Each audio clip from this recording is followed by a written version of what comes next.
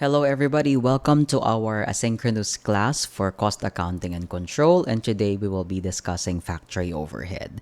This video is specifically for my students in the Polytechnic University of the Philippines for our asynchronous sessions, but if you happen to watch this video for your own personal consumption, then it's also okay for you to watch this video. Okay, this is actually just an exploration, or should I say, stressing out the importance of factory overhead in the production process, basically.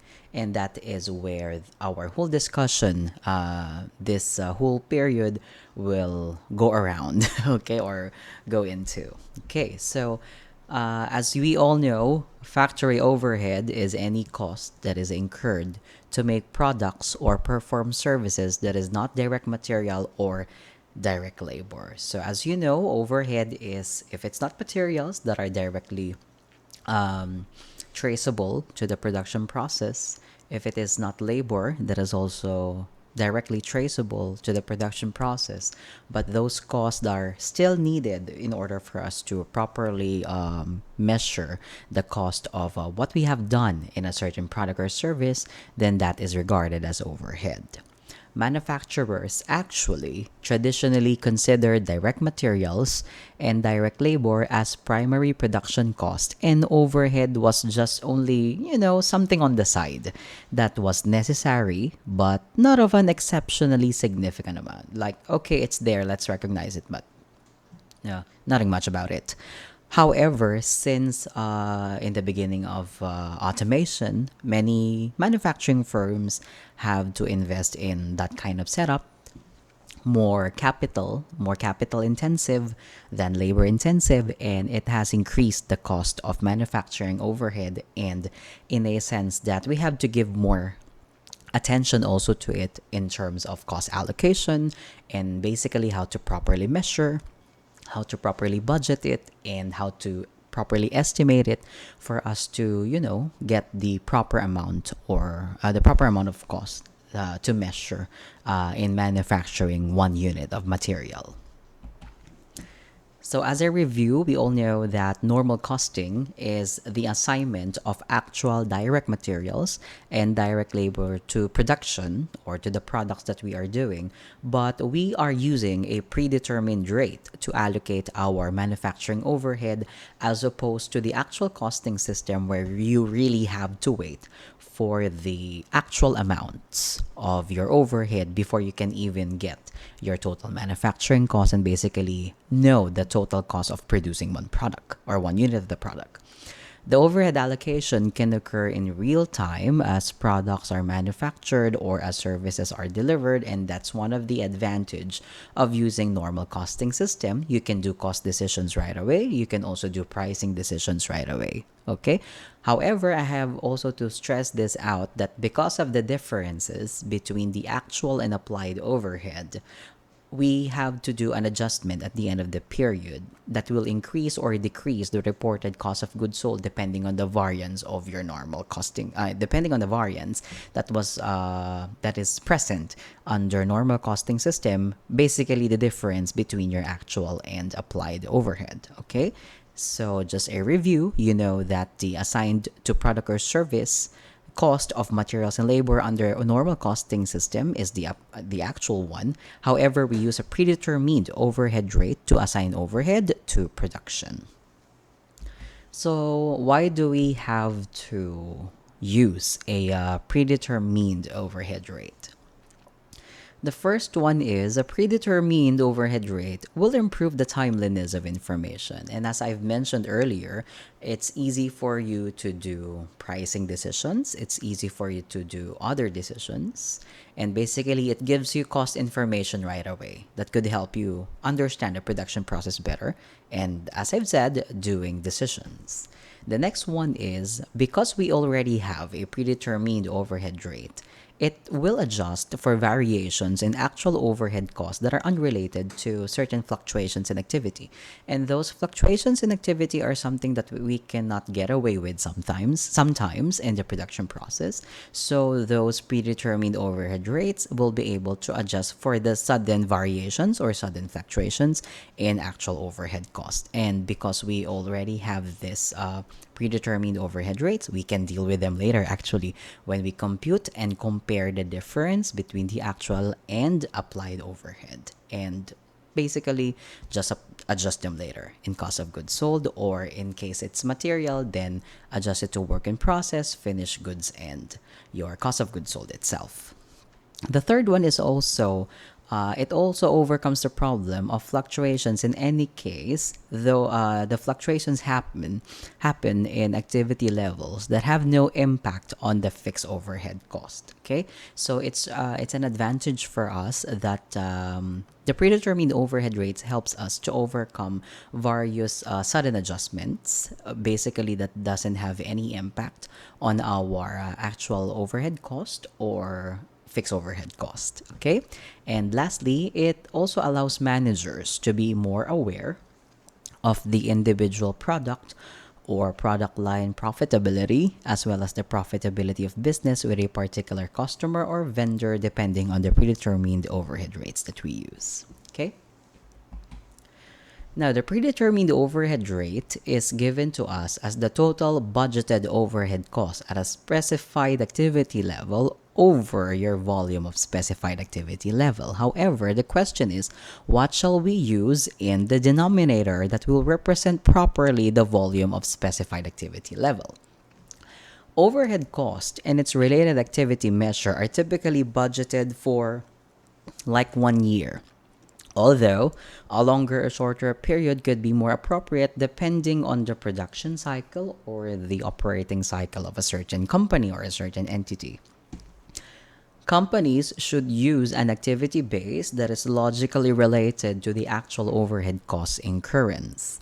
Although production volume might be the first activity base that you should have to consider, this base is reasonable only if the manufacturing company only does one type of product or it renders just one type of service. Okay? So the thing here is you should select the volume of specified activity level in which it's really based on how you actually get your actual overhead. So in a perfect world, our actual overhead versus applied overhead should not have a variance in a perfect world, because the applied overhead under the predetermined overhead rate should be based on your actual overhead cost incurrence, and you have to study that. And how do we do for the previous operations, and do it or use it rather as a guidance in determining your predetermined overhead rates. And again, in a perfect world, your applied and your actual is just the same. However, the world is not perfect, and it's something that you have to deal with in terms of variances. Okay, but our goal is to get a predetermined overhead rate that would really represent the actual operations of the entity. So to effectively allocate overhead to heterogeneous products or service, a measure of activity that is common to all of your output basically must be selected. Though that activity base should be a cost driver that directly causes the incurrence of overhead costs. So what is the actual cost that you incur your overhead cost? That is the best basis in determining or in basically constructing or creating a predetermined overhead rate. Okay? So in automated plants, for example, the best appropriate base for allocating overhead is machine hours, because you're basically using the machine to transform your inputs to outputs. However, we also have the following measures that could also serve as the basis for your predetermined overhead rates.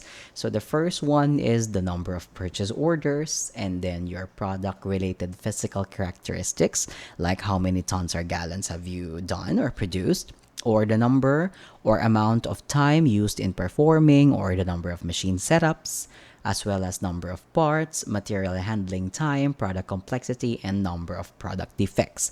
However, in our next lesson, which is activity-based costing, we can go down the smallest detail if we really want to create a predetermined overhead rate that tells us the reality of the details of how we incur overhead, but we will discuss that next in our next session.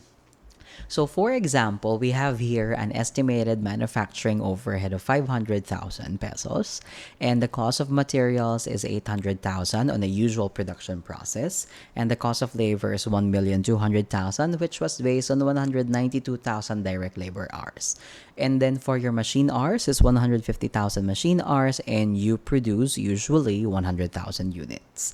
Let's say, for example, that you want to base your overhead on the cost of materials. So if your overhead is 500,000 and you divide it to 800,000 cost of materials, it will give you a percentage of 62.5%. So what will be your interpretation?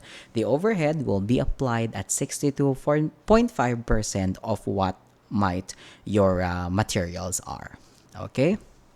I think this is wrong, okay? So 62.5% of direct materials or the cost of materials. Please edit this in your notes. I'm sorry for the erroneous typing.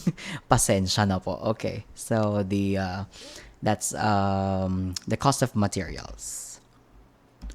Okay, the next one is what if we base it on your direct labor? So for example, if your manufacturing overhead is 500,000 and you compare it with your cost of direct labor, which is 1.2 million, that means that your overhead is represented at 41.67% of your direct labor cost.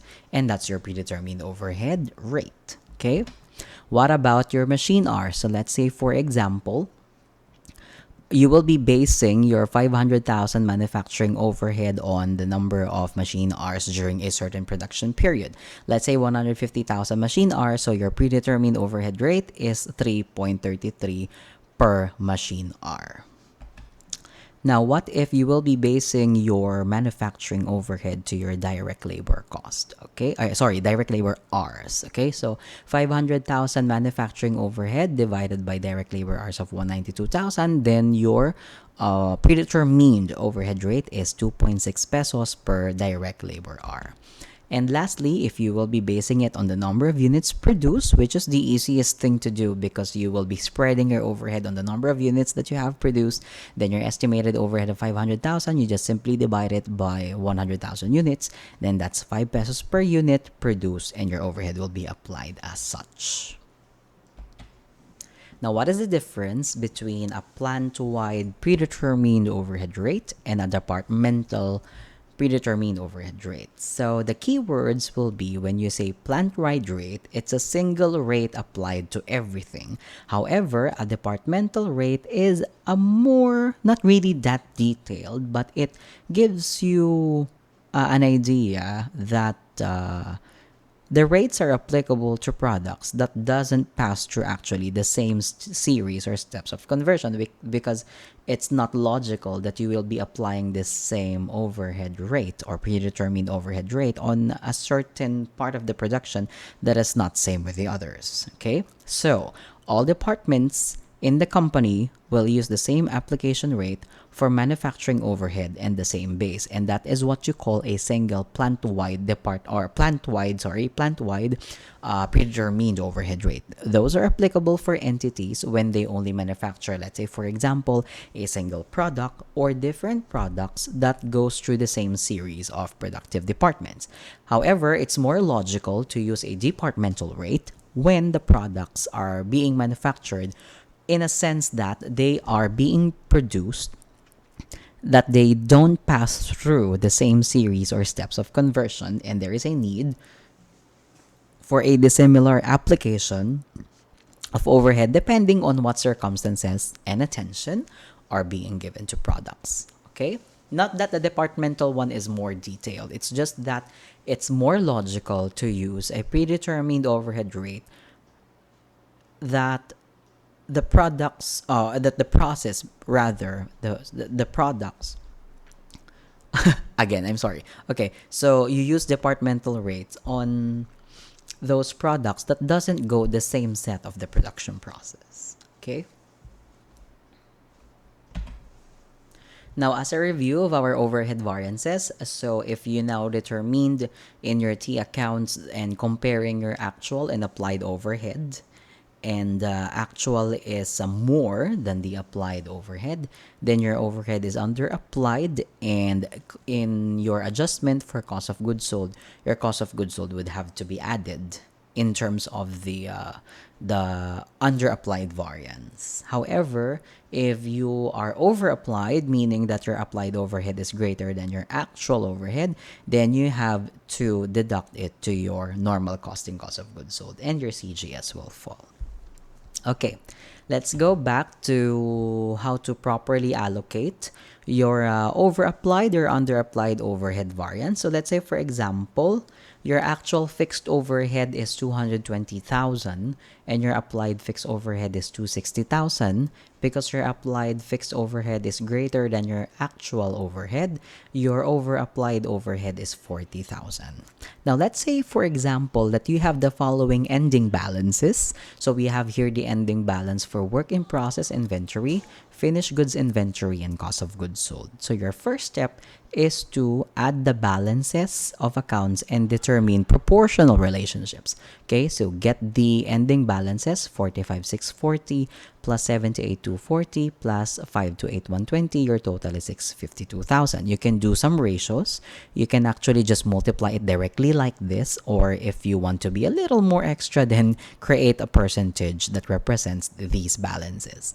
Now, those percentages that you have computed, or if you don't want to use these percentages, basically the proportion itself, you just multiply it to your over applied overhead to determine your adjustment amounts. Now, since this is a case of over applied overhead, 40,000 should be credited to cost of goods sold to lower down your cost of goods sold, because this is an over applied situation.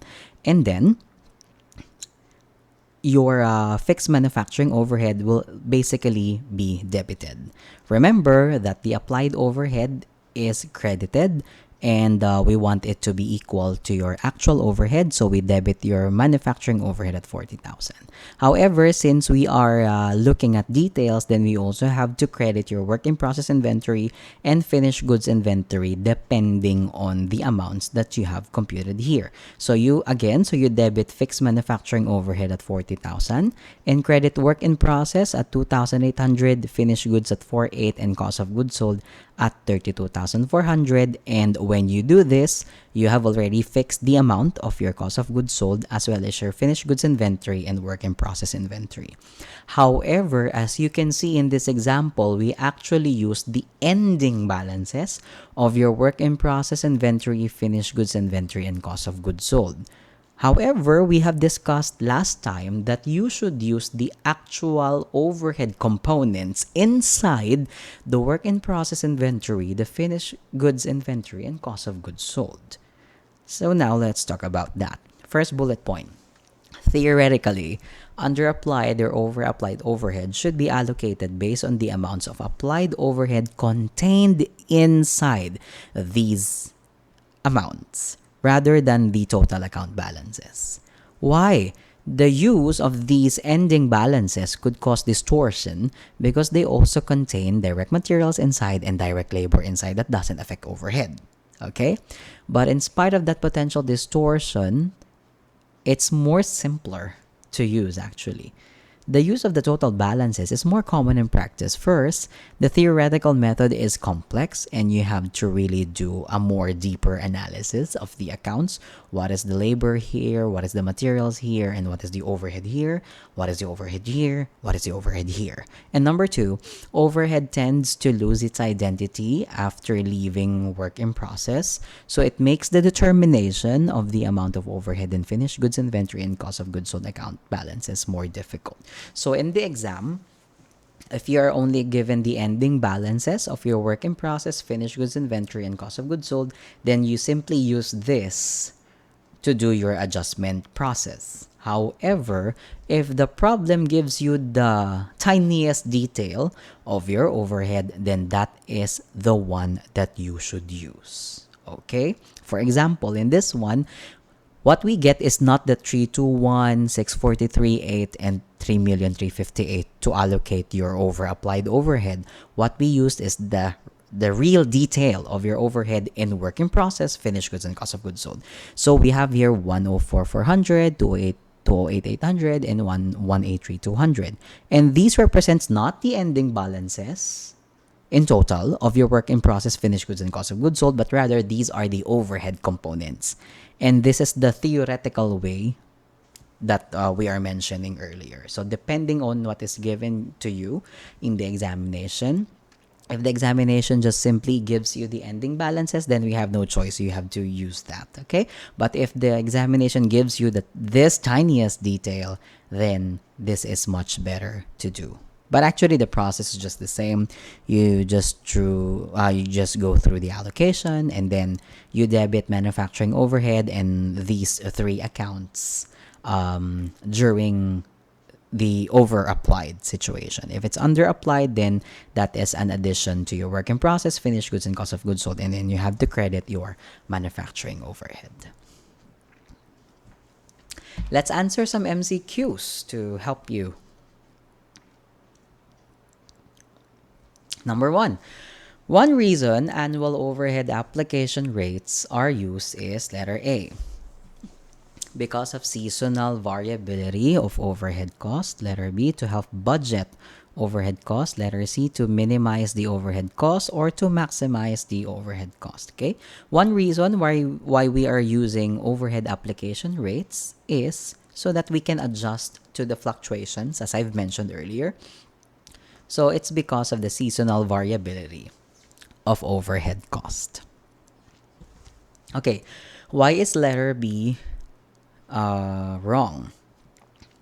You actually need your budgeted overhead in order for you to arrive at a predetermined overhead rate. So it doesn't help you budget the overhead cost, okay?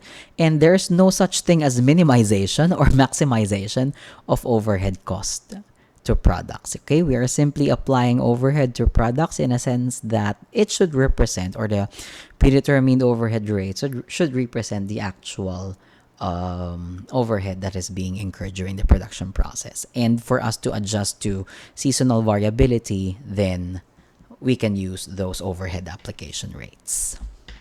For number two, when a manufacturing company has a highly automated manufacturing plant producing many different products, which of the following is the more appropriate basis of applying manufacturing overhead cost to work in process? So as you can see here, it's highly automated with many different products. So is it direct labor hours, direct labor in total amount, machine hours, or cost of materials used? The correct answer is letter C. The keyword is a highly automated manufacturing process. Okay?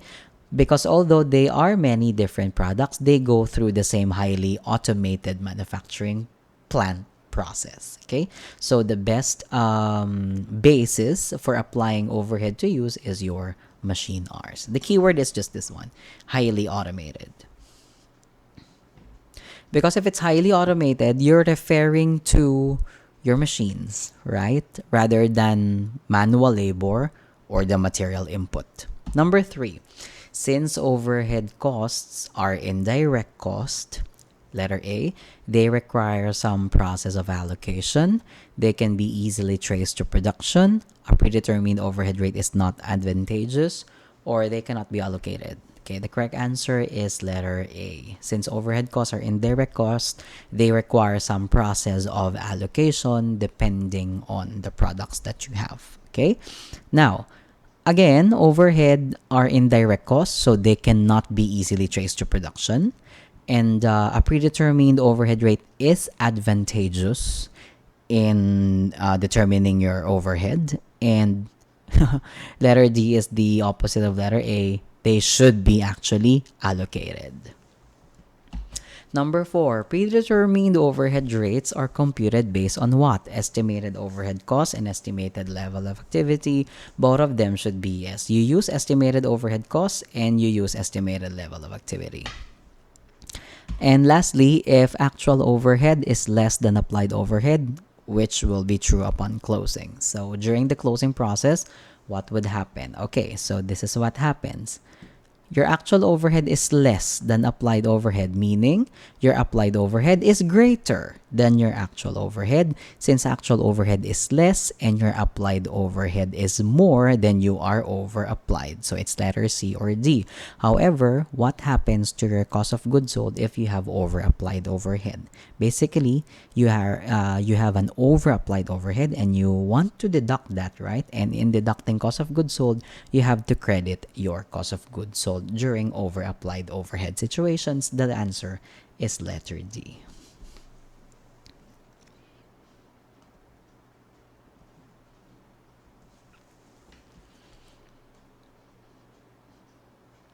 And for your assignment, please take a screenshot of these three problems regarding plant-wide and departmental overhead rates, and also your under-applied and over-applied overhead, and you just submit them to me until next Friday. Okay, and that's our discussion of accounting for factory overhead. Next week, we will be discussing activity-based costing and service cost allocations.